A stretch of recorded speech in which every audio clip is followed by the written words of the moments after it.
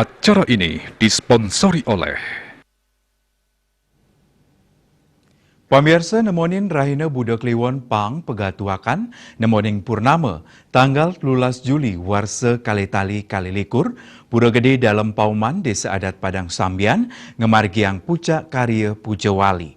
Karya Pujawali keedin antuk upacara ngentek linggih padudusan alit mecaru memakuh melaspas miwah mendem pedagingan.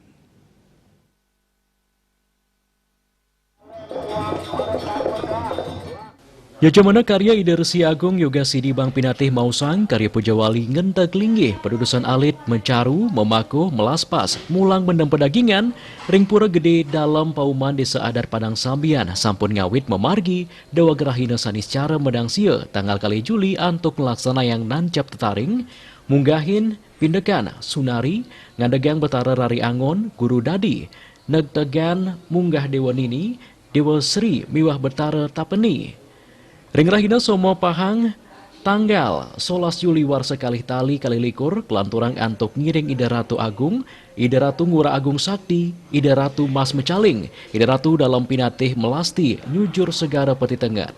Rare sering rahina Budak Kliwon Pahang Pegatuakan nemoning Purnama tanggal 13 Juli warsa kali-tali kali-likur kemargiang puncak Pujawali Ida Batara Sakti Ratu Ngura Agung Sakti Ratu Gede Mas Mecaling miwah ring pura dalam Pauman gaden anto karya ngenteg linggih pedudusan alit duk lolas warsane lintang upacara pedudusan agung menawa ratna caru walik sumpah miwah pedudusan agung sampun nainin kemargiang.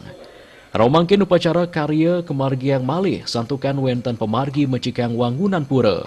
Puncak karya Pujawali ngenteg linggih miwah pedudusan alit ring pura gede dalam Pauman kapuput oleh tigang sulinggih.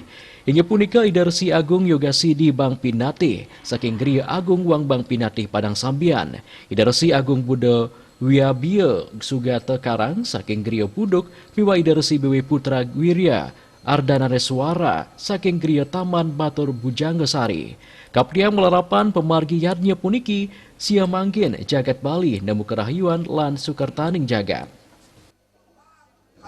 Semoga dengan adanya yadnya hari ini Ida Betara-Betari Sakti ajak Ida melinggih di Pura Gede dalam Pauman ring periangan Ida Pura dalam Pauman mana sida damu hide sejagat Bali sedagingnya nemu rahayu kesukatan jagat nemu kesebagian dan jagat dite dan ekonomi yang ada di Bali sebelumnya ada COVID-19 sekarang ini semoga terlewati dan semoga ekonomi Bali kembali seperti dahulu kala dan rakyat Bali, bumi Bali mana sekadi dumun ajak sida ngamoleh kemerdan.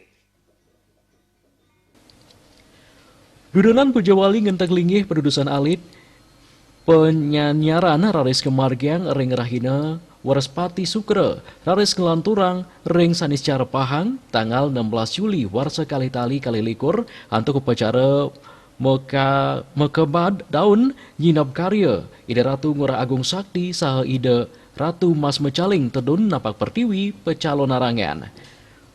Dumugi sampun puput yadnya puniki tur Ida napak pertiwi calon arang teduh ikanang jagat saha ngeruak ikanang buto sami somya landamuh Ida sarang sami nemu rahayu sukertaning jagat moksatam jagatita icita dharma rahayu rahajang.